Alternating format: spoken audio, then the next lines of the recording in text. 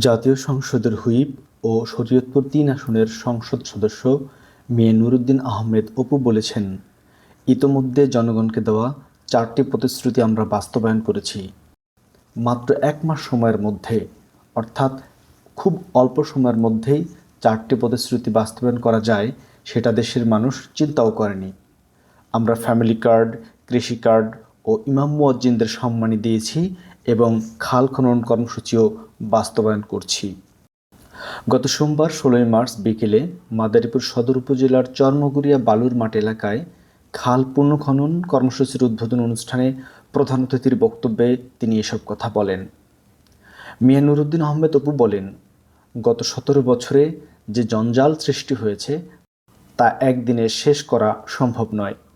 ইনশাআল্লাহ আমরা প্রধানমন্ত্রী তারেক রহমানের নেতৃত্বে একটি নতুন বাংলাদেশ গড়ে তুলব। দারিদ্র্য, ক্ষুধা ও দুর্নীতিমুক্ত দেশ গড়ার লক্ষ্য নিয়ে প্রধানমন্ত্রী তারেক রহমান ৩১ দফা বাস্তবায়নে কাজ করে যাচ্ছেন।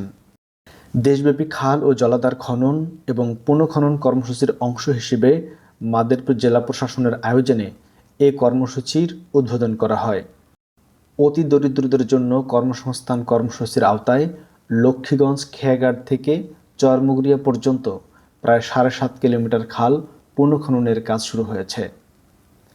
মাদারীপুর জেলা প্রশাসক জাহাঙ্গীর আলমের সভাপতিত্বে অনুষ্ঠানে বিশেষ অতিথি হিসেবে উপস্থিত ছিলেন মাদারীপুর ২ আসনের সংসদ সদস্য জাহানদার আলী মিয়া, মাদারীপুর ৩ আসনের সংসদ সদস্য আনিসুর রহমান খোকন তালুকদার, বিএনপির কেন্দ্রীয় সহশিক্ষা বিষয়ক সম্পাদক হেলেন জেরিন খান, পুলিশ সুপার এহতেশামুল হক, সদর উপজেলা নির্বাহী কর্মকর্তা ওয়াদিয়া শাবাব সহ জেলা বিএনপি ও অঙ্গ সহযোগী সংগঠনের নেতারা। মিয়া নুরুদ্দিন অপু যখন স্টেজে ওঠেন তখন অনুষ্ঠানস্থল কানায় কানায় পরিপূর্ণ হয়ে যায় এবং আগত দর্শক তার বক্তব্য অত্যন্ত মনোযোগ দিয়ে শোনেন।